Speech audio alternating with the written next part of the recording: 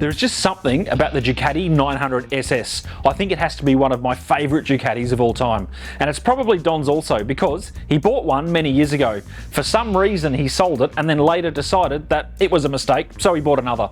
I hope you enjoyed this video with Don and his Ducatis.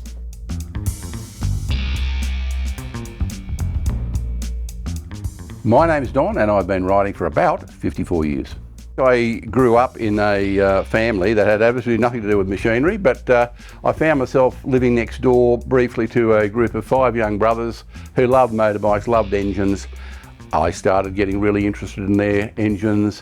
One of my schoolmates at a very early age bought a Ducati 250, fell in love with that, and when I went to get my licence, didn't own a bike, I rode his little Ducati up to Waitara, made a registry and got my licence, and I have not stopped riding since.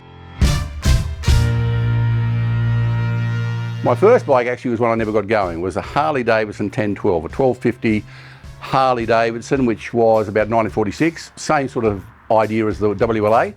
I put it together, I bought it when I was at high school, I was restoring it, got it almost finished, but then I went off to uni. I needed transport, sold it to a guy called Blowfly, and I ended up buying a 450 Ducati DESMO, which I just absolutely loved, and learnt basically to ride on a 450 Ducati DESMO. I had that for most of my university, so probably about bit over 3 years.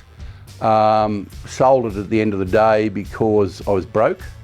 I sold it for $450 and a pack of cigarettes. The next one, I guess, was a 750 Honda K1. It was, one of the really early ones. I bought that from a friend's estate.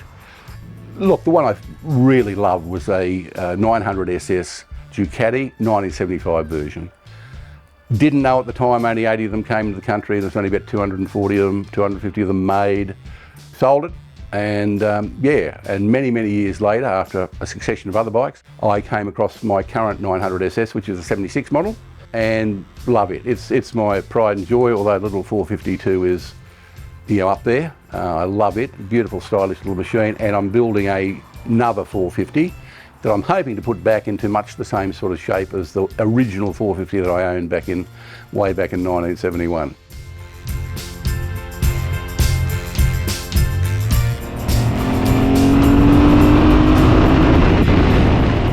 This was a thoroughbred racing bike that they put on the street, and believe me, it does race. I could never do justice to what this bike is capable of doing, but I thoroughly appreciate being on board it when I'm actually doing it. I still think that the shape is iconic. I think it's a basic engine with a frame, 2 wheels, and a tiny seat. Go for your life. Thoroughly enjoy it.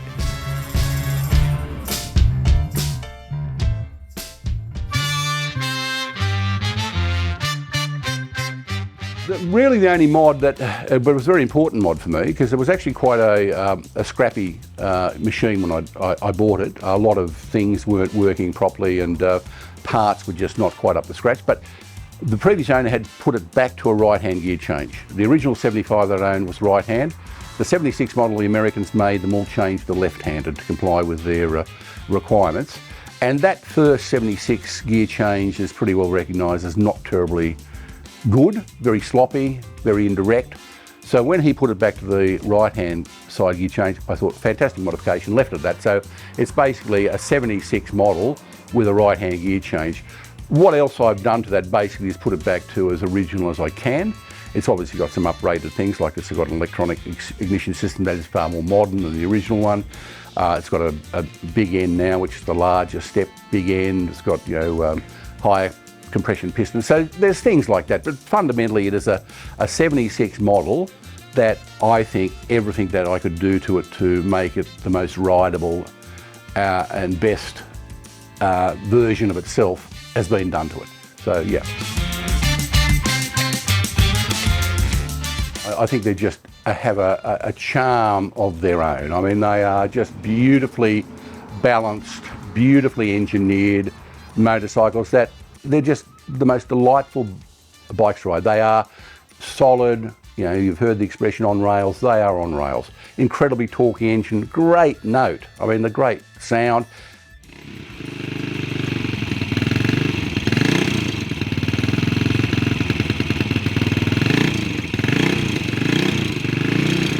And the expression, you know, when something's in tune, you can hear it on that. When it's in tune, everything is just humming at the right frequency, and everything's just getting along as it should. A fantastic sound. Plus, I think they are a work of art. They really are, to my way of thinking, a very, very stylish machine.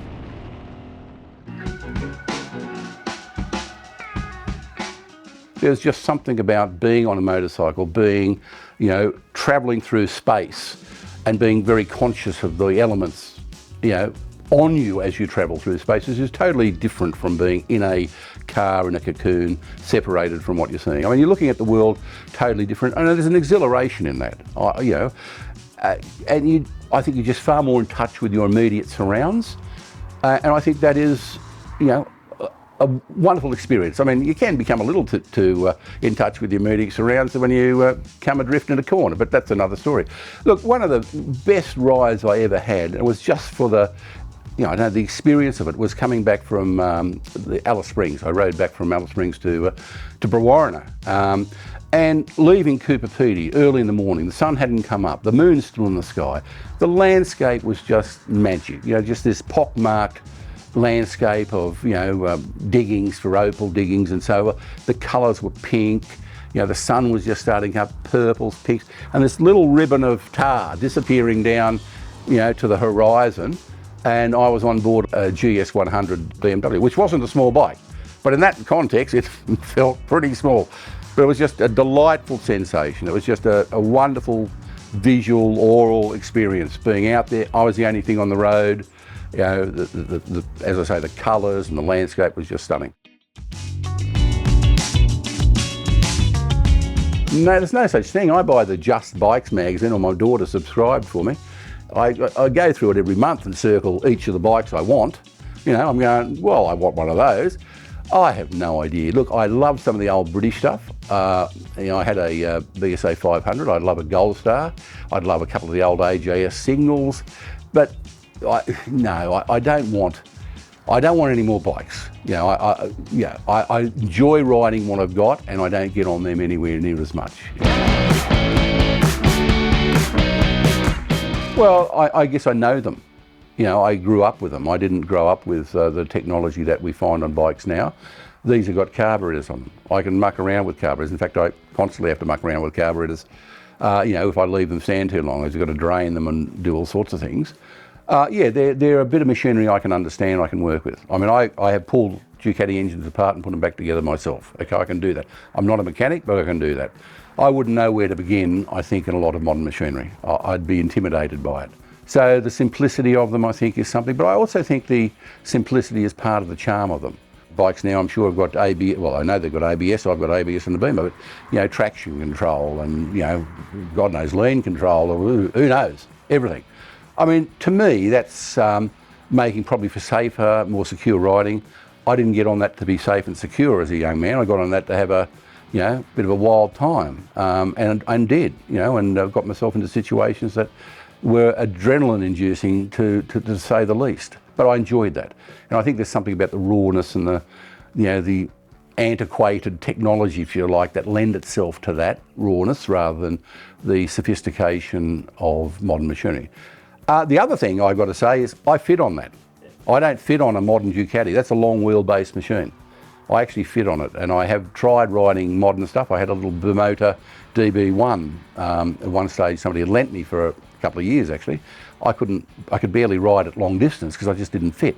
There was your short wheelbase, completely enclosed, you know, fiberglass seat and so forth. Yeah, so I don't fit on a lot of those more modern racing style bikes. I'd say go and get taught how to ride a motorbike. My great regret is, and I have threatened to do it, and I haven't got around to it, is actually go and do some riding lessons. I learnt to ride by getting on one and going and, you know, working it out, falling off. Fortunately, all my falling off happened in my formative years, and I didn't do any really serious damage, although I could have. Yeah, it was trial and error, you know, but I don't ride anywhere near as well as I think somebody who has been shown how to ride properly. You know, I'm here because of good luck more than good management and skill, and lots of motorcyclists aren't. I think the way to enhance your chances and have a better riding experience is to go and learn how to do it properly and get some lessons around doing that, you know. I find it an exhilarating experience, even when it's you know, a more of a chore, you know, daily commute. I still find it far more exhilarating than getting in a car and doing the same thing. I find that connection with your immediate environment just really a wonderful sensory experience.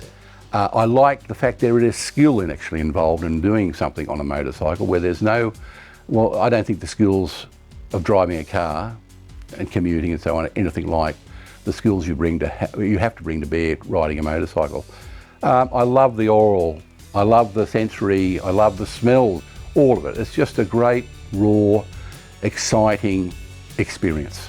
And I don't think we're ever too old to enjoy those sort of experiences.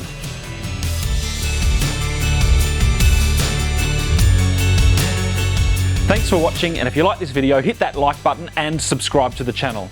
You can also check us out on Instagram and Facebook, and if you're after a Biker Talk t-shirt or cap, then use the code BIKER10 at checkout to get 10% off any order through our online store.